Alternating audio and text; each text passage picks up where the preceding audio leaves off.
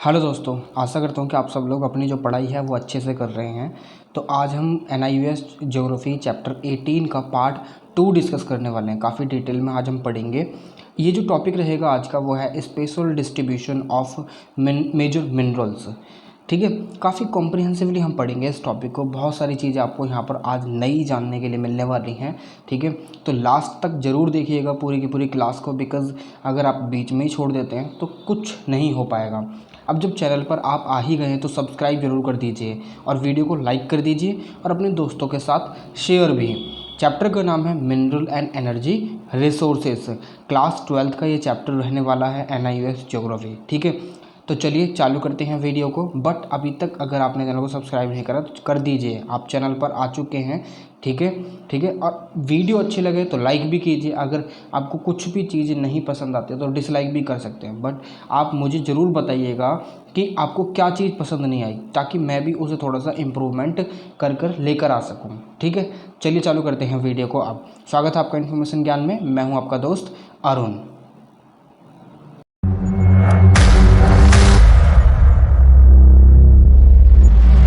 यहाँ पर हम बात करें स्पेशल डिस्ट्रीब्यूशन ऑफ रिसोर्सेज की, तो आपको ये तो पता ही है कि जो रिसोर्सेज हैं वो दुनिया में अलग अलग जगहों पर अलग अलग तरीके से कुदरत के द्वारा यानी नेचर के द्वारा बिखेरे गए हैं। लाइक कोई भी रिसोर्सेज जो है इवन तरीके से नहीं पाया जाता है। लाइक मानकर चलिए गोल्ड है या फिर सिल्वर है या फिर कोई और आयरन है या फिर कोल है या फिर आप मान लीजिए बक्साइट है या फिर एल्युमिनियम है। तो ये सारे जो मिनरल्स हैं या रिसोर्सेज हैं, कह सकते हैं हम रिसोर्सेज हैं, तो ये हर जगह पर एक पर्टिकुलर कंट्री में तो सारे के सारे रिसोर्सेज अवेलेबल नहीं हैं। तो यहाँ से हमें ये पता चलता है कि जब हम इन जो कुछ रिसोर्सेज होते हैं, जैसे कि गोल्ड इंडिया में इंपोर्ट करा जाता है, ठीक है, और पल्स जो होते हैं वो भी इंडिया में इंपोर्ट करे जाते हैं, तो इससे हमें ये पता चलता है कि हर चीज़ हर जगह पर अवेलेबल नहीं है। एक कंट्री को दूसरी कंट्री पर डिपेंडेंट होना ही पड़ेगा। ठीक है, इसीलिए क्योंकि रिसोर्सेज जो हैं वो हर जगह पर हर एक कंट्री में हर तरह के जो रिसोर्सेज हैं वो अवेलेबल नहीं है। यहाँ से क्रिएट होता है एक तरीके की कनेक्शन जो बिल्टअप है। सारी की सारी कंट्री आपस में एक दूसरे से कनेक्टेड हैं, एक दूसरे से जुड़ी हुई हैं, एक दूसरे पर डिपेंडेंट हैं।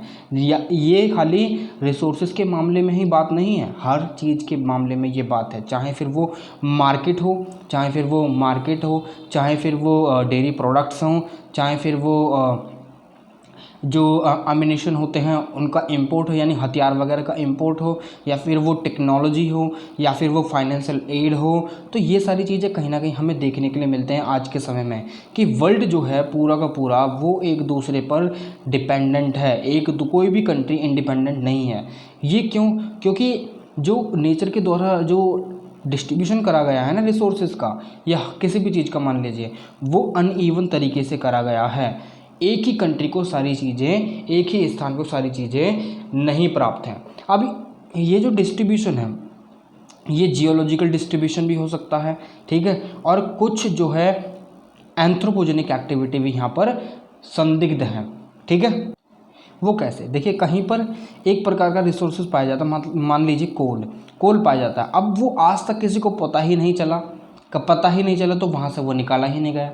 अब वही जो ह्यूमंस हैं वो दूसरी जगह पर गए, वहाँ पर उन्होंने खुदाई करनी चालू करी और उनको वहाँ पर थोड़ी सी खुदाई पर ही कोल मिल गया, तो वहाँ पर उनको पता चल गया। तो वहाँ पर भी इसी तरीके से चीज़ें हमें समझनी चाहिए कि जियोलॉजिकल फिनोमिनास जो हैं वो तो कहीं ना कहीं रिस्पॉन्सिबल हैं ही, और अनइवन जो डिस्ट्रीब्यूशन है वो नेचर के द्वारा भी करा गया है। ठीक है, ये बात आपको समझ में आ गई। चलिए आगे बढ़ते हैं। अब यहाँ पर ये आपका टॉपिक रहेगा स्पेशल डिस्ट्रीब्यूशन ऑफ मिनरल्स। ठीक है, मिनरल्स मान लीजिए, देखिए रिसोर्सेज, मिनरल्स भी सारे के सारे रिसोर्सेज ही हैं। ठीक है, आज की जो क्लास है काफ़ी थोड़ी सी लंबी रहने वाली है। मैं कोशिश करूँगा कि क्लास ज़्यादा लंबी ना हो। ठीक है, तो पूरी की पूरी कोशिश रहेगी, मगर लास्ट तक ज़रूर देखिएगा। ये मेरी आपसे क्या है, वो क्या बोलते हैं, विनती है। ठीक है, the distribution of mineral and resources. ये देखिए यहाँ पर बता रखा है कि जो डिस्ट्रीब्यूशन है मिनरल रिसोर्सेज का वो अनइवन तरीके से किया गया नेचर के द्वारा, मगर यहाँ पर जो जियोलॉजिकल फॉर्मेशन है ना वो भी कहीं ना कहीं रिस्पॉन्सिबल है। अब यहाँ पर देखिए एक और चीज़ मैं आपको समझाना चाहता हूँ।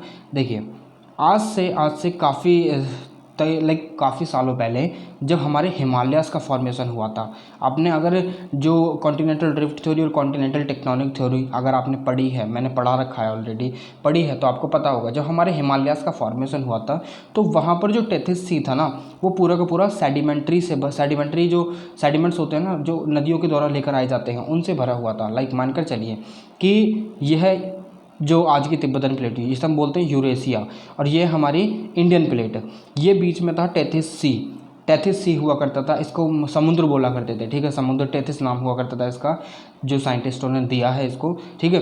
अब जब ये जो इंडियन जो प्लेट थी ना, वो जब इससे टकराई तो इसके बीच में जितने भी यहाँ पर नदियों से लाकर सेडिमेंट गिरे गए थे ना तिब्बतन प्लेट्यू से, ठीक है, तिब्बतन प्लेट्यू तो बाद में बना था, मगर यहाँ पर यहाँ से जितने भी हाईलैंड हुआ करता था, ये उठा हुआ लैंड, ठीक है, तो यहाँ से जितनी भी रिवर बहती थी और वो यहाँ पर सारे के सारे जो मटेरियल था वो यहाँ पर लाकर डिपॉजिट कर दिया करती थी, यानी झरने की तरह गिरा करती थी, ठीक है। अब जब धीरे धीरे ये फिनोमिना हुआ और ये वाली प्लेट इसके साथ टकराने के बाद ये जो सिकुड़ गया, ये टेथिस से सिकुड़ गया, और जिसमें इसमें जितने भी मिनरल्स हुआ करते थे, जितने भी पार्टिकल्स हुआ करते थे, उन्होंने आज के समय में फॉर्म ले लिया हिमालयाज़ का, ठीक है। अब यहाँ पर कुछ ऐसे भी प्लांट वगैरह, ट्रीज़ वगैरह या फिर कुछ जीव जिनावर रहते होंगे, यानी मरीन जो लाइफ है, फिश वगैरह जो भी रहते होंगे, वो सारे के सारे भी यहाँ पर कंप्रेस हो गए, ठीक है। आज उन्हें हम जब हिमालयाज़ को देखते हैं ना, हिमालयाज़ में कोल भी पाया जाता है, ठीक है। तो कहीं ना कहीं आज के समय जो रिसोर्सेज का फॉर्मेशन है ना, वो इसी तरीके से हुआ है। अब डायमंड तो आपको पता है, डायमंड क्या है, कोल की ही एक रचना है, यानी कोयले की एक रचना है। जब कोयले को काफ़ी ज़्यादा प्रेशर में दबाया जाता है, वो नेचर के द्वारा दबाया जाए, you can not do that, ठीक है। अब यहाँ पर नेचर के द्वारा जब कोयले को काफ़ी प्रेशर के द्वारा दबाया जाए तो वो डायमंड का शेप ले लेता है, hardest material in the world, ठीक है। तो यहाँ पर डायमंड का फॉर्मेशन है वो किस लिए, जब यहाँ पर ये हमने हिमालयाज़ को देखा, हिमालयाज़ को हम खोद सकते हैं कि नहीं, अब खोदेंगे तो हमें कुछ ना कुछ तो मिलेगा ही मिलेगा, ठीक है। फिर भी यहाँ पर काफ़ी सारी चीज़ें हमें देखने के लिए मिलती हैं, जैसे कोल वगैरह और अदर जो मिनरल्स हैं, लाइमस्टोन वगैरह, सारी चीज़ें हमें यहाँ पर देखने के लिए मिलती हैं। तो ये बात आपको समझ में आई, कहीं ना कहीं जियोलॉजिकल जो फॉर्मेशन थे, उन्होंने भी जो रिसोर्सेज थे उनको डिस्ट्रीब्यूट करने में बहुत ज़्यादा योगदान दिया है।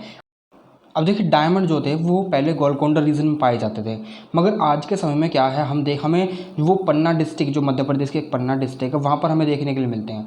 यानी गोलकोंडा रीजन से वो पन्ना डिस्ट्रिक्ट तक कैसा है, वहाँ पर जो गोलकोंडा रीजन है वहाँ पर रिवर्स के द्वारा इरोजन एक्टिविटी की गई, पानी तो इरोड करते ही है, वहाँ से उन डायमंड को ट्रांसफ़र कर पन्ना डिस्ट्रिक्ट तक लेकर आया गया जो रिवर्स के द्वारा। अब वो रिवर्स कहाँ गई, रिवर जो है जब उनका कोर्स चेंज होता है ना, तो वो डिसअपियर हो जाती हैं, ठीक है। मगर इस एक्टिविटी को होने के लिए सालों लगते हैं, ठीक है। ये सारी चीज़ें हमें यहाँ से पता चलती है कि कहीं ना कहीं जियोलॉजिकल फॉर्मेशन भी रिस्पॉन्सिबल होते हैं जो रिसोर्सेज हैं उनको डिस्ट्रीब्यूट करने में, ठीक है। ये बात आपको समझ में आ गई, चलें आगे, चलिए। अब यहाँ पर कोल डिपॉजिट जो है वो कहीं ना कहीं गोंडवाना जो रॉक सिस्टम है वहाँ पर हमें ज़्यादा देखने के लिए मिलता है, जो बिटुमिनस कोल है, ठीक है। कोल के काफ़ी प्रकार होते हैं, हम आगे पढ़ेंगे। अभी ये बुक में, आपकी बुक में नहीं दिया हुआ है सारे के सारे प्रकार, जो गोंडवाना सिस्टम है रॉक का, धारवाड़ और कडप्पा, ये मैं आपको डिटेल में यहाँ पर पढ़ाने वाला हूँ, ठीक है। अब यहाँ पर जो गोंडवाना सिस्टम है, यहाँ पर मेजरली मेटेलिक मिनरल्स पाए जाते हैं, ठीक है। और यहाँ पर ये सारी चीज़ें धारवाड़ और कडप्पा में भी पाई जाती हैं, ठीक है। हम देख लेंगे कि क्या क्या पाया जाता है इसमें, ठीक है, कौन कौन से रीजन में क्या क्या पाया जाता है, वो सारी चीज़ें अभी हम पढ़ने वाले हैं। अब मोस्ट ऑफ द जो मिनरल होते हैं वो कहीं ना कहीं जो इंडिया की जो पेनिसुलर प्लेट्यू है ना, वहाँ पर पाए जाते हैं, ठीक है। चले आगे, चलिए। अब यहाँ पर ये थोड़ा सा रॉक का सिस्टम है, ये एडिशनल है, ये आपकी बुक में नहीं दिया हुआ है। यहाँ पर बात करें जियोलॉजिकल स्ट्रक्चर ऑफ इंडिया की, तो यहाँ पर हमको काफ़ी सारे रॉक सिस्टम देखने के लिए मिलते हैं, ठीक है। आर्कियन रॉक, पुराना, द्राविडियन और आर्यन रॉक जैसे जो सेगमेंट हैं रॉक के, वो हमें यहाँ पर देखने के लिए मिलते हैं। देखिए, रॉक्स को बनने में भी काफ़ी समय लगता है, ठीक है, जैसे कि metamorphic rock, sedimentary rock, igneous rock. Igneous तो बसाल्टिक उसमें ज़्यादा होते हैं, बसाल्ट यानी जो लावा टाइप होती हैं, ठीक है। काली रॉक जो होती है उसमें टाइटेनियम पाया जाता है, इसलिए वो काली स्ट्रक्चर होती है, काली कलर होता है उसका, ठीक है। और यहाँ पर आर्कियन रॉक जो है, आर्कियन रॉक में भी दो हैं, आर्कियन और धारवाड़, ठीक है। और पुराना में दो हैं, कडप्पा और विंध्यान, ठीक है। और द्राविडियन में कोई भी इसका सब क्लासिफिकेशन नहीं हुई थी, वो हम सारी चीज़ें पढ़ेंगे। ये ज़्यादातर सेडिमेंट्री रॉक है, यहाँ पर पाई जाती हैं, ठीक है। आर्यन जो रॉक है इसको 4 भागों में बांटा गया, गोंडवाना, डीकन ट्रैप, टर्सरी और क्वाटरनरी, ठीक है। ये 4 जो टाइप्स हैं रॉक के यहाँ पर आपको देखने को मिलते हैं इस रीजन में, ठीक है। अब ये जो रॉक है आर्कियन से लेकर आर्यन तक ये हमें यंगेस्ट रॉक आर्यन है, ठीक है, ओल्डेस्ट रॉक आर्कियन है, ठीक है। यानी ये बेसल फॉर्म बनाती है, यानी बेस आधार बना है रॉकों का। जब अर्थ फॉर्म हुई थी ना उस समय पर आर्कियन रॉक प्रेजेंट थी, ठीक है। यानी जो सबसे शुरुआत में जो अर्थ बन रही थी ना वो आर्कियन रॉक से ही बन रही थी, ठीक है। अब यहाँ से जब हम आर्यन से आर्कियन की तरफ आते हैं तब हमें ओल्डेस्ट रॉक फॉर्मेशन का जो स्ट्रक्चर है दिखाई पड़ती है, ठीक है। समझ में आ गया आपको बात। अब देखिए आर्कियन की बात करें तो आर्कियन रॉक का जो फॉर्मेशन हुआ था 4000 से 2-2500 मिलियन ईयर्स अगो, ठीक है। 1 मिलियन में 10 लाख होते हैं, 1 मिलियन में 10 लाख होते हैं, मान लगा लीजिए, आप खुद हिसाब लगा सकते हैं। 4000 to 2500 मिलियन ईयर्स अगो पहले आर्कियन रॉक जो है वो फॉर्म हुई थी। प्री कैम्ब्रियन रॉक भी बोलते हैं इन्हें। प्री कैम्ब्रियन रॉक मैं आपको एक मिनट स्ट्रक्चर दिखाता हूँ। एक ये देखिए ये है आर्कियन, ठीक है, और यहाँ पर आप देख रहे हैं ये कैम्ब्रियन पीरियड, ये कैम्ब्रियन पीरियड, यह प्री कैम्ब्रियन रॉक भी बोलते हैं, ठीक है। यानी काफ़ी मिलियन ईयर्सों को पहले इनका ये जो आर्कियन रॉक है इनका फॉर्मेशन हुआ था, ठीक है। ये बात आपको समझ में आ गई। चले आगे। अब ये इग्नियस रॉक है, यानी जब धरती बनी रही थी, यानी धरती का फॉर्मेशन हो रहा था, वो अपनी शेप ले रही थी, तो उस समय पर इन रॉक्स की प्रेजेंस वहाँ पर थी। तो वहाँ पर ये जो है ना काफ़ी रेड हॉट मॉल्टन इस फॉर्म में वहाँ पर हमें देखने के लिए मिलती थी अगर आप वहाँ पर होते तो, ठीक है। ऐसा तो कोई भी नहीं था, मगर हाँ जब भी साइंटिस्ट ने ये पता लगाया कि जब भी ये चीज़ खोज करिए कि पहले की रॉक क्या हुआ करती थी, तो सबसे नीचे जो स्ट्रेटा आता ना रॉकों का वो इन्हीं रॉक्स का आता, आर्कियन रॉक्स का, ठीक है। यहाँ पर जब ये सारी की सारी मॉल्टन यानी गर्म रॉक थी, बिल्कुल गर्म, तो यहाँ पर पेड़ पौधे तो हो नहीं सकते थे, तो इसलिए ऑर्गेनिक लाइफ बिल्कुल भी नहीं थी, और यहाँ पर इसीलिए फॉसिल फ्यूल भी नहीं आए, ठीक है। इन रॉक्स में हमें फॉसिल फ्यूल भी नहीं देखने के लिए मिलते हैं। अब यहाँ पर हमारे इंडिया में कहाँ कहाँ देखने के लिए मिलती हैं rock? Western Ghat, parts of Maharashtra, Madhya Pradesh, Eastern Ghat Orissa, ठीक है। और इनमें जो मिनरल्स पाए जाते हैं वो है बक्साइट, आयरन ओर, गोल्ड और सिल्वर। ये कुछ मिनरल्स हैं जो इसमें पाए जाते हैं आर्कियन रॉक में, ठीक है। धारवाड़ रॉक, इनका जो टाइम पीरियड है वो 2500 मिलियन ईयर्स अगो से 1800 मिलियन ईयर्स अगो, यानी 2500 million years ago to 1800 million years ago Dharwad rock का इस समय पर फॉर्मेशन हुआ था, ठीक है। तो ये जो धारवाड़ नाम है ये कहाँ से लिया गया है? ये लिया गया कर्नाटका में एक रीजन है धारवाड़, वहाँ से इसका नाम उठाया गया धारवाड़ रीजन, ठीक है। अब यहाँ पर हमें ये जो आर्कियन रॉक थी ना, जब ये धारवाड़ रॉक इनके ऊपर आकर बसी तो ये आर्कियन रॉक में काफ़ी ज़्यादा प्रेशर फील हुआ, क्योंकि ऊपर वाली रॉक जो है ना फिर ठंडी हो रही थी, ठीक है। ऊपर वाली रॉक ठंडी हो रही थी, ये ऊपर वाली रॉक थी। अब ये नीचे जितनी भी थी ना वो आर्कियन रॉक थी। अब जब ये ऊपर वाली रॉक ठंडी हो रही थी धरती के ऊपर, तो ये आर्कियन रॉक के ऊपर कुछ प्रेशर महसूस हुआ, तब ये आर्कियन रॉक जो है ना, आर्कियन रॉक में तब्दीली आई, यानी बदलाव आए, और वो उसने मेटामॉर्फिज्म का शेप ले लिया। मेटामॉर्फिक रॉक हमें देखने के लिए मिली। तो इसीलिए इसके बाद जो आती है ना नीचे, सबसे नीचे हमें आर्कियन रॉक देखने के लिए मिलती है, उसके बाद आती है धारवाड़ रॉक। धारवाड़ रॉक में हमें मेटामॉर्फिक रॉक देखने के लिए मिलते हैं, originated due to the metamorphism of Archaean rock. Archaean rock जब भी मेटामॉर्फिक हो सकती हैं, यानी ये भी इग्नियस रॉक हुआ करती थी, बसाल्टिक रॉक, ठीक है, मगर ये मेटामॉर्फिक में यानी इनके अंदर प्रेशर महसूस हुआ। ये देखिए कुछ इस तरीके की दिखती हैं मेटामॉर्फिक रॉक, ठीक है।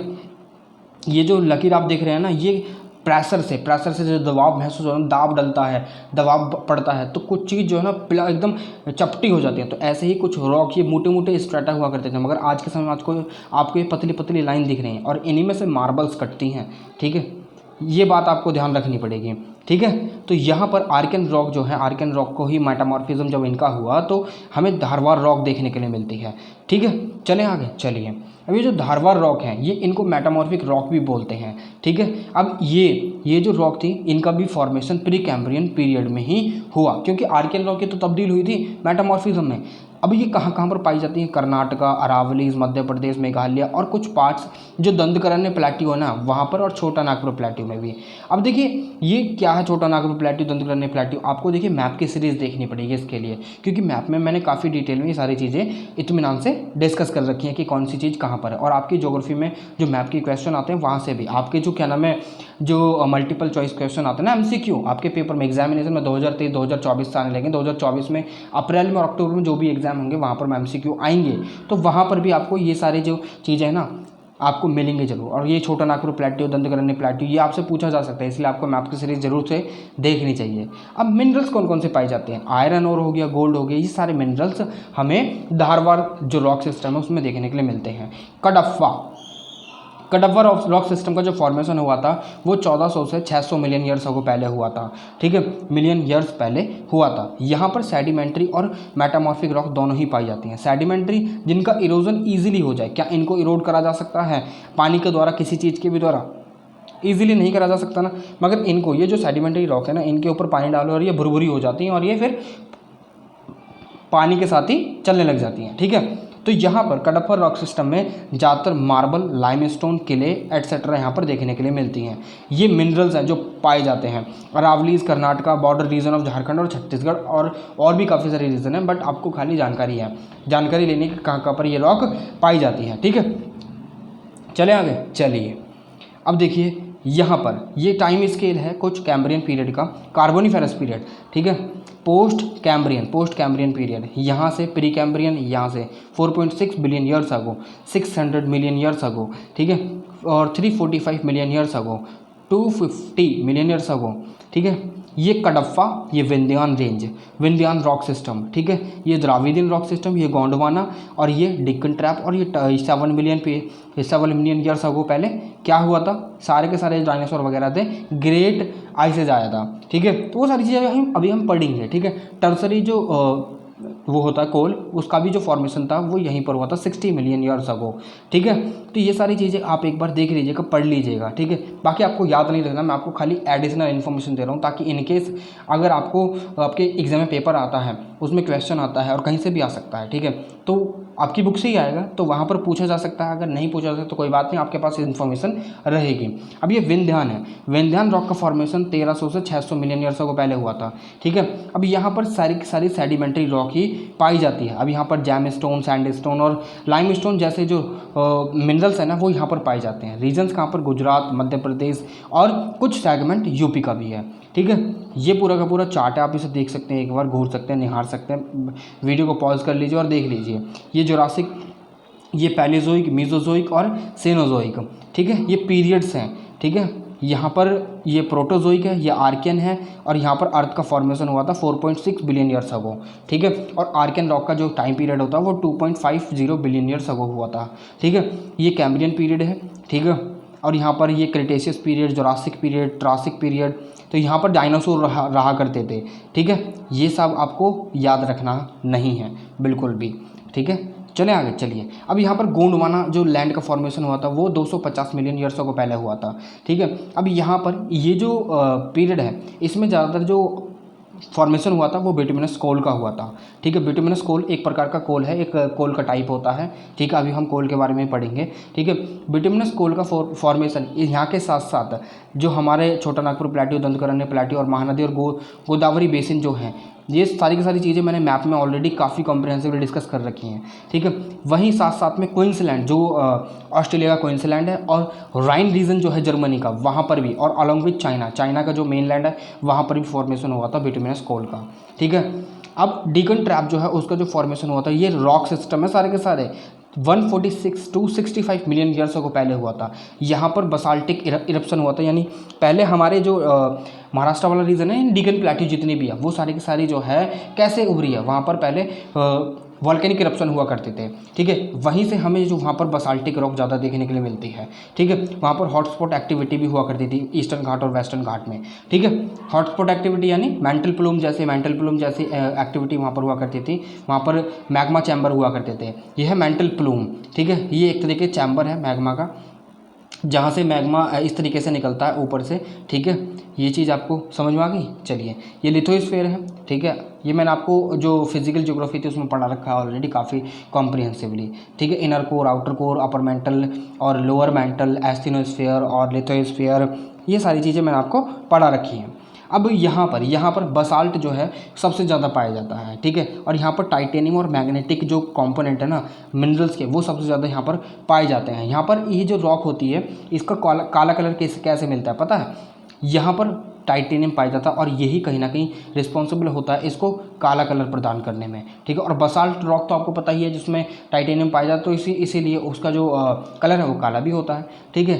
अब ये सारी जगहों पर अबंडेंस जो है ना क्लीन फूल की वर्ल्ड में कहीं पर भी नहीं है, कहीं पर भी नहीं है। अब ये वाला जो रॉक सिस्टम है, ये वाला डिकन ट्रैप वाला जो रॉक सिस्टम है, अब डिकन प्लेट्यू है तो डिकन प्लेट्यू में ही पाया जाएगा, जैसे कि गुजरात, मध्य प्रदेश, तेलंगाना, कर्नाटक, महाराष्ट्र, ठीक है। ये बात आपको समझ में आ गई। अब टर्सरी पीरियड की बात करते हैं तो 60 to 90 मिलियन ईयर्सों के पहले इसका फॉर्मेशन होता है रॉक सिस्टम का पूरे का यहीं पर हमारे हिमालयाज़ का ओरिजिन हुआ था, ठीक है। जब हमारा इंडियन प्लेट यूरेशियन प्लेट से टकराई थी तब टेथिस सी एकदम कन्वर्ज हो गया था और उसमें फोल्डिंग स्टार्ट हो गई थी। हिमालयाज़ को फोल्ड माउंटेन भी बोला जाता है, यंग फोल्ड माउंटेन, ठीक है।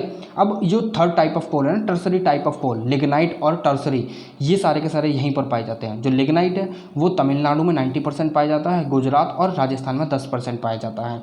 अब ये जो टर्सरी कोल है ये जम्मू एंड कश्मीर में, मेघालय में और असम में पाया जाता है, ठीक है। ये बात आपको ध्यान रखनी है वैसे तो कोल की, ठीक है। अब हम क्वाटरनरी पीरियड की बात करें तो इसे हम बोलते हैं पैलेस्टोसीन पीरियड, जब ग्रेट आइस एज आया था, ठीक है। ठीक है, चलिए अब यहाँ पर बात करें हम 7 मिलियन ईयर्स अगो और प्रेजेंट तक, अब तक जितना भी हुआ है ये सारी चीज़ें क्वाटरनरी पीरियड में आते हैं। आइस एज के बाद धीरे धीरे सिविलाइजेशन इकट्ठी होने लगी और हमें जो हमारी लास्ट सिविलाइजेशन मिलती है वो 2500 साल पुरानी मिलती है, 2,500 से 3,000 साल पुरानी। That is the Mesopotamian, Egyptian civilisation, Byzantine civilisation और हड़प्पन सिविलाइजेशन, काफ़ी सारी सिविलाइजेशन हुआ करती थी, ठीक है। अब देखिए कोल का फॉर्मेशन कैसे होता है, क्योंकि जो गोंडवाना लैंड है, सॉरी द्राविडियन लैंड है, वो पूरी की पूरी कोल से ही भरी हुई है, ठीक है, उसमें कोल ही पाया जाता है। अब कोल का फॉर्मेशन कैसे होता है, पहले जब हमारी धरती फॉर्म हो रही थी उसके बाद यानी आर्क एंड रॉक के बाद धीरे धीरे पेड़ पौधे भी उगे थे, ठीक है, क्योंकि क्रिटेशियस पीरियड भी आया था और जोरासिक पीरियड भी आया था, तो वहाँ पर डायनासोर भी हुआ करते थे और वहाँ पर जो है पेड़ पौधे भी हुआ करते थे। अब जब ये सारी चीज़ें वहाँ पर कोलाहल मचा यानी मेटेओराइट से जो है जब हमारी धरती से टकराया तो सारी की सारी धरती पर जो है ना एक तरीके से मान लीजिए कि सब एक तरीके से तहस नहस हो चुका था, ठीक है। और जो पेड़ पौधे कट कर जब नीचे गिरे थे, ये यहाँ की बात कर रहा हूँ मैं, यहाँ पर भी क्या नाम है पेड़ पौधे कट कर नीचे गिर रहे थे और जो डायनासोर यहाँ पर रह रहे थे वो भी कहीं ना कहीं एक तरीके से दब रहे थे, क्योंकि इस समय पर जब जो ग्रेट आइस एज आया था वो इसी वजह से आया था कि जब मीटेओराइट टकराया था ना, मीटेओराइट टकराने के बाद उसने क्या करा था कि पूरी की पूरी जो मट्टी एक तरीके से धुंध सी उठी थी ना टकराने के बाद, वो धुंध ने क्या करा था पूरी की पूरी धरती को कवर कर लिया था। तो वहाँ से सनलाइट जो है ना पेनिट्रेट नहीं कर पा रही थी, धरती की सतह तक नहीं पहुँच पा रही थी, तो इसीलिए धरती का टेम्परेचर इंक्रीज हो गया और आइस एज आ गया। अब ये जो कोल का फॉर्मेशन हुआ था जब आर्कियन पीरियड के बाद, तो पेड़ पौधे यानी जो वनस्पति तो उगेंगी, ठीक है, धीरे धीरे जो हमारा जो जीवन स्टार्ट हुआ था वो पानी में से स्टार्ट हुआ था, ठीक है। तो ऐसे ही जब वहाँ पर पेड़ पौधे लग रहे थे तो धीरे धीरे वहाँ पर एक्टिविटीज़ होनी, जो पेड़ पौधे सूख जाते थे वो कटकर नीचे गिर जाते थे, फिर वहाँ पर दूसरी मट्टी, वहाँ पर जो अदर एजेंट्स हुआ करते जैसे कि हमारे विंड हो गया, जैसा कि हमारे पानी हो गया, तो वो क्या करा करते थे, सेडिमेंट वगैरह जितने भी आया करते थे वो उनको वहाँ पर दबा दिया करते थे पेड़ों को। अब ये जो एरोबिक, ये तो पेड़ तो एरोबिक है, तो ठीक है पेड़ वहाँ पर दब गए, पेड़ दबने के बाद जब ये नीचे काफ़ी ज़्यादा नीचे पहुँच गए और ऊपर काफ़ी सारी मट्टी वहाँ पर डल गई और एक तरीके का अलग ही रॉक स्ट्रेटा बन गया, सेडिमेंट्री रॉक वहाँ पर आ गया और आर्कियन रॉक में और द्राविडियन आर्कियन रॉक में और धारवाड़ रॉक में ही सारे के सारे वहाँ पर दब गए। वहाँ पर एक तरीके से प्रेशर क्रिएट हो गया, जब प्रेशर क्रिएट होगा तो वहाँ पर क्या हुआ करते, वहाँ पर नहीं थी ऑक्सीजन बिल्कुल भी। जब वहाँ पर ऑक्सीजन नहीं तो वहाँ पर एनएरोबिक जो बैक्टीरिया होते हैं ना, एनएरोबिक जो स्पीसीज़ होती हैं वो वहाँ पर सर्वाइव कर गई, क्योंकि उन्हें तो ऑक्सीजन चाहिए ही नहीं, तो वहाँ पर उन्होंने इनका यूज़ करना चालू कर दिया और वो आज के समय में उन्होंने यहाँ पर मीथेन भी रिलीज़ करी और सारी चीज़ें यहाँ पर इकट्ठी हो गई और इनको धीरे धीरे इन्होंने जो है ना कोयले का रूप रख लिया, जो आज हम कोयला यूज़ करते हैं, ठीक है। ये बात आपको समझ में आ गई। चले आगे, चलिए देखिए कोयले का फॉर्मेशन एक टेक्निकल प्रोसेस है, वो मैं आपको नहीं बता सकता हूँ क्योंकि वो आपके सिलेबस से आउट ऑफ द बॉक्स हो जाएगी, तो वो चीज़ हम यहाँ पर डिस्कस नहीं करेंगे, ठीक है। तो यहाँ पर मैंने आपको जस्ट एक मोटा जानकारी दे दी है कि कैसे कोयल का फॉर्मेशन हुआ, ठीक है। ऐसे ही जो फॉसिल है वो चाहे डायनासोर के हैं उनको भी आज हम फॉसिल के रूप में यूज़ करते हैं, क्योंकि तकरीबन जो डायनासोर का एक्सटेंशन हुआ था वो यहीं पर हुआ था जब ग्रेट आइस एज आया था, ठीक है।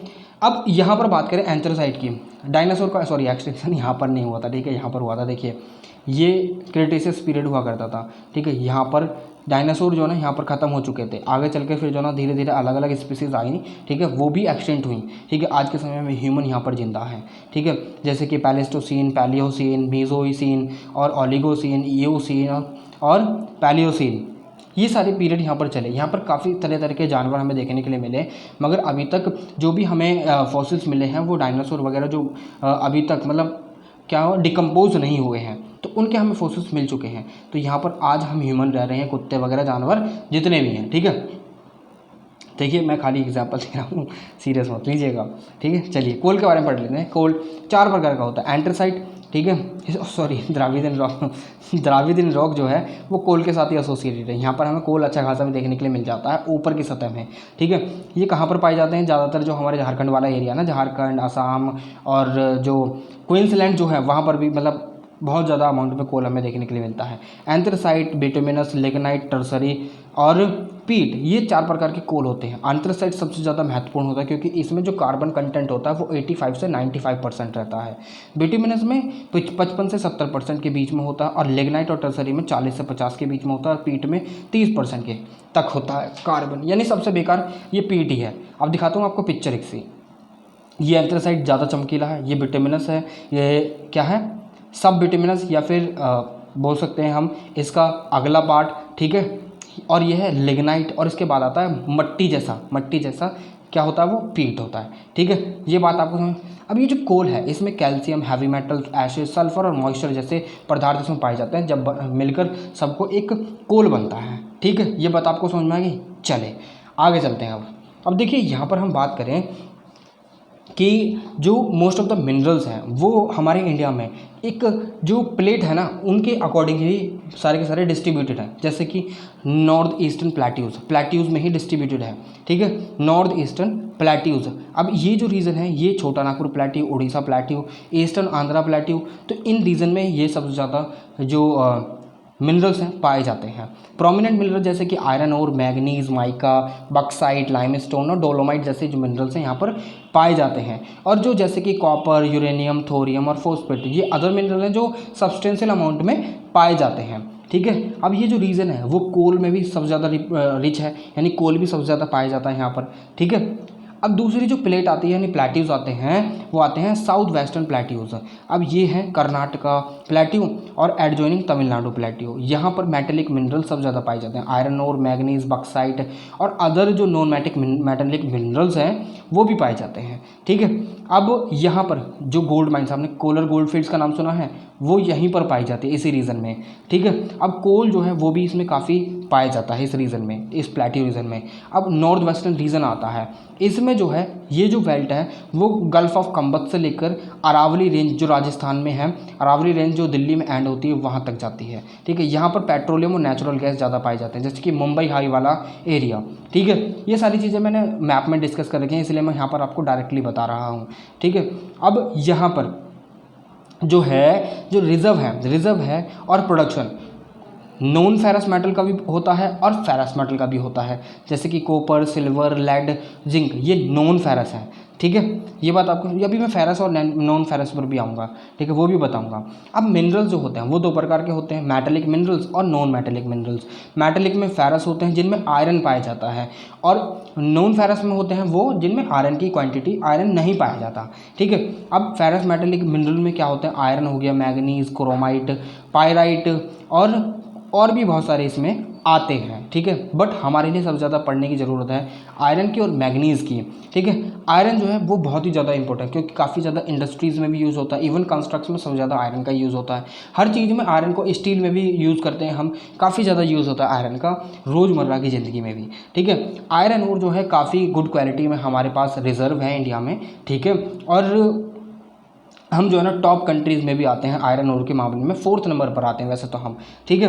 अब यहाँ पर 20% जो आयरन है ना वो इंडिया में रिजर्व है, ठीक है, वर्ल्ड का 20% है, ठीक है। अब जो क्वालिटी है आयरन ओर की जो हमारे यहाँ पर मिलती है उसमें तकरीबन 60% आयरन कंटेंट पाया जाता है, ठीक है। अब यहाँ पर आयरन ओर भी 3 प्रकार की होती हैं, हेमेटाइट, मैग्नाइट और लेमनाइट। यहाँ पर हेमेटाइट की बात करें तो यहाँ पर आयरन की जो कॉन्सेंट्रेशन है वो 68% रहती है, ठीक है। इसको रेड ओर भी बोलते हैं, ठीक है, क्योंकि ये इसका जो कलर होता है आयरन ओर का, यानी ओर माइनल खदानें, माइन वगैरह, ठीक है। तो यहाँ पर इसका जो कलर होता है वो रेड और होता है, रेड होता है, ठीक है। यहाँ पर 68% इसमें पाया जाता है आयरन की क्वांटिटी, कंटेंट, ठीक है। मैग्नेटाइट की बात करें, मैग्नेटाइट में 60% आयरन होता है, इसका ब्लैक कलर होता है, ठीक है। और यहाँ पर लेमोनाइट की बात करें तो इसमें जो आयरन कंटेंट पाया जाता है 35 से 50% के बीच में पाया जाता है, ठीक है। ये बात आपको पता चल गई, हेमाटाइट, मैग्नेटाइट, लेमोनाइट, ठीक है। अब यूनाइटेड नेशन फ्रेमवर्क कन्वेंशन की बात करें तो यहाँ पर जो हेमाटाइट है वो तकरीबन 2015 का डेटा है, ये 22,487 मिलियन टन है, ठीक है। जिसमें से 5,442 मिलियन टन रिजर्व कैटेगरी में आता है और 17,045 मिलियन टन रिमेनिंग कैटेगरी में आता है, ठीक है। अनदर जो है वो मैग्नेटाइट का है, यहाँ पर हमने हेमाटाइट की बात करी है ये, ठीक है। अब यहाँ पर मैं आपको बता दूँ हेमाटाइट और मैग्नेटाइट, देखिए बेशक जो हेमाटाइट है उसमें 68% आयरन है और मैग्नेटाइट में 60% है, मगर यहाँ पर अगर हम प्रोडक्ट की बात करें तो प्रोडक्ट की जो ड्यूरेबिलिटी है ना, वो मैग्नेटाइट जो आयरन से बनते हैं उसकी ज़्यादा ड्यूरेबिलिटी होती है, ठीक है। ये बात आपको ध्यान रखनी है क्योंकि छोटी छोटी चीज़ें हैं ये। अब यहाँ पर मैग्नेटाइट में 10,779 मिलियन टन पाया जाता है, जिसमें से 53 मिलियन रिजर्व है और बाकी का 10,736 मिलियन टन रिमेनिंग कैटेगरी में आता है। अब इंडिया जो है 4th मेजर आयरन और प्रोड्यूसिंग कंट्री है 2019 और 2020 के डेटा की अगर हम बात करें तो लगभग 8.09% का ये टोटल प्रोडक्शन करता है वर्ल्ड में आयरन ओर का, ठीक है। ये कुछ आयरन ओर हैं जिन्हें आप इजीली देख सकते हैं रेड डॉटेड में, ठीक है। डिस्ट्रीब्यूशन ऑफ फेरस मिनरल्स हैं ये, ठीक है। आपकी बुक में भी दिए हुए हैं, चिंता मत कीजिए, ठीक है। चलिए आगे चलते हैं। अब यहाँ पर 1950 में जो प्रोडक्शन करा था मिलियन टन में इंडिया ने, वो 3% करा था, मगर आज जो है 3 मिलियन टन करा था, आज जो है 19-20 में 246 मिलियन टन करा है। 21-22 का ये डेटा है, गवर्नमेंट ऑफ इंडिया की तरफ से मिनिस्ट्री ऑफ माइन से लिया है ये, ठीक है। डिस्ट्रीब्यूशन की बात करें तो 96% जो डिस्ट्रीब्यूशन है ना आयरन ओर का, वो उड़ीसा, झारखंड, छत्तीसगढ़, कर्नाटक और गोवा जैसे रीजन में ही डिस्ट्रीब्यूटेड है और यही तकरीबन 96% जो है प्रोड्यूस करते हैं। बाकी का 3% जो है वो तमिलनाडु, महाराष्ट्र और आंध्रा में डिस्ट्रीब्यूटेड है। उड़ीसा और झारखंड टुगेदर 50% प्रोड्यूस करते हैं हाई ग्रेड आयरन को, ठीक है। इनमें से जो इंपॉर्टेंट डिस्ट्रिक्ट हैं जैसे कि सुंदरबन, मयूरभंज और क्योंझार डिस्ट्रिक्ट जो है उड़ीसा की और सिंगभूम डिस्ट्रिक्ट जो है झारखंड की, इनमें सबसे ज़्यादा जो आयरन ग्रेड है हाई ग्रेड आयरन का जो सबसे ज़्यादा प्रोड्यूस होता है। अदर जो एरियाज हैं जहाँ पर आयरन और मिलती है, आसाम, बिहार, मध्य प्रदेश, मेघालय, राजस्थान और उत्तर प्रदेश, इन एरियाज़ में ये मिलती है, ठीक है, आयरन और। अब मैग्नीज़ की बात करें, इंडिया जो है 7th नंबर पर है मैग्नीज़ के प्रोडक्शन में, मैग्नीज़ ओर के में, ठीक है। तकरीबन वर्ल्ड का 5.13% ये प्रोड्यूस करता है, ठीक है। मैग्नीज़ और सबसे ज़्यादा इंपॉर्टेंट है क्योंकि ये आयरन और स्टील में बहुत ज़्यादा काम में आती है, उनको स्ट्रक्चर देने में, उनको मतलब एक तरीके से मेटलर्जी में बहुत ज़्यादा यूज़ होता है मैग्नीज़ का, ठीक है। अब इसका जो डिस्ट्रीब्यूशन है वो बात करें तो उड़ीसा, मध्य प्रदेश, महाराष्ट्र, कर्नाटक, आंध्र प्रदेश जैसे एरियाओं में ये डिस्ट्रीब्यूटेड है, ठीक है। अब यहाँ पर 78% जो है रिजर्व जो मैग्नीज ओर का है वो इंडिया में ये कहीं ना कहीं Nagpur, Bandra district of Maharashtra, Balaghat and Chhindwara district of Madhya Pradesh जैसे जो एरियाज़ हैं वहाँ पर 78% रिजर्व है मैग्नीज का, ठीक है। रिमेनिंग जो 22% है वो कहीं ना कहीं उड़ीसा, कर्नाटक, गुजरात, राजस्थान, गोवा और आंध्र प्रदेश जैसे एरिया में हमें मिल जाता है, ठीक है। अब नॉन फेरस मेटल की बात करें, नॉन फेरस मेटेलिक मिनरल जिसमें आयरन बिल्कुल भी नहीं पाया जाता, जैसे कि gold, silver, copper, tin, lead, zinc etcetera, ठीक है। अब ये नॉन फेरस मेटेलिक मिनरल होते हैं। अब देखिए गोल्ड अपनी फॉर्म में जो पाया जाता है ना, प्योर फॉर्म में, अब इसको ये डक्टाइल होता है, डक्टाइल इसका मतलब इसका आप खींच तान कर तार भी बना सकते हो, ठीक है। तो ये कुछ ऐसे मिनरल हैं जिसमें आयरन की जो प्रेजेंस होती है वो नहीं होती, ठीक है। इंडिया जो है ना कहीं इन जो मिनरल्स होते हैं इनमें डेफिशिएंट है। अपनी जो डिमांड को पूरा करने के लिए इंडिया इंपोर्ट करता है ये सारी चीज़ें, जैसे कि बक्साइट जो है वो आयरन और एल्युमिनियम ओर में मिलता है हमें, ठीक है। एल्युमिनियम ओर में मिलता है जो कि एक मेटल है, ठीक है। अब इंडिया में बक्साइट जो सफिशिएंट क्वान्टिटी में हो ताकि वो अपनी जो कंट्री की डिमांड को पूरा कर सके, ठीक है। एल्युमिनियम जो है वो जो काफ़ी ज़्यादा जो अदर लाइक अप्लायंसेस होते हैं उनको भी बनाने में यूज़ होता है, एरोप्लेन वगैरह बनाने में यूज़ होता है, और एल्युमिनियम के फ़ैन भी बनते हैं, पंखड़ियाँ बनती हैं और काफ़ी सारी यूटेंसिल्स भी बनते हैं। तो इन सारी चीज़ों में हम एल्युमिनियम का यूज़ करते हैं, ठीक है। चले आगे, चलिए। बक्साइट जो है मैन्युफैक्चरिंग में यूज़ होता है, जैसे कि वाइट कलर में, वाइट कलर सीमेंट जो आता है उसमें यूज़ होता है, और कुछ केमिकल्स बनाने में भी प्रोड्यूस होता है प्रोडक्ट मतलब यूज़ होता है बक्साइट का, ठीक है। अब देखिए बक्साइट के प्रोडक्शन की बात करें तो 1951 में 68 जो 1000 टन प्रोड्यूस हुआ करता था, मगर आज के समय में 2020 से 2019 से 2020 में 21,884 टन हम प्रोड्यूस करते हैं अपनी कंट्री में, ठीक है। अब डिस्ट्रीब्यूशन की बात करें तो झारखंड, महाराष्ट्र, मध्य प्रदेश, छत्तीसगढ़, गुजरात, कर्नाटक, तमिलनाडु, गोवा और उत्तर प्रदेश जैसे एरिया में इसका मिल जाता है, ठीक है। ये सफिशिएंट क्वांटिटी में मिल जाता है। बक्साइट जो है इटली से भी इंपोर्ट करा जाता है, इटली को एक्सपोर्ट करा जाता है, और यूके को भी करा जाता है, जर्मनी और जापान को भी करा जाता है, ठीक है। हमारी कंट्री से एक्सपोर्ट करा जाता है, ना कि इंपोर्ट करते हैं। डिस्ट्रीब्यूशन ऑफ बक्साइट, ये आप मानचित्र देख सकते हैं, ईजिली घूर लीजिए, अच्छे से आपकी बुक में भी दे रखा है। चले आगे, चलिए। यहाँ पर नॉन मेटेलिक मिनरल की बात करें तो लाइमस्टोन, डोलोमाइट, माइका, नाइट और सिलेमेनाइट, जिप्सम और फॉस्फेट जैसे मिनरल ऐसे हैं जो नॉन मेटेलिक है, जिनका मेटेलिक जो मिनरल्स हैं उनसे दूर दूर से कोई भी यानी ठोस नहीं है, ठीक है, कोई भी नाता नहीं है इनसे।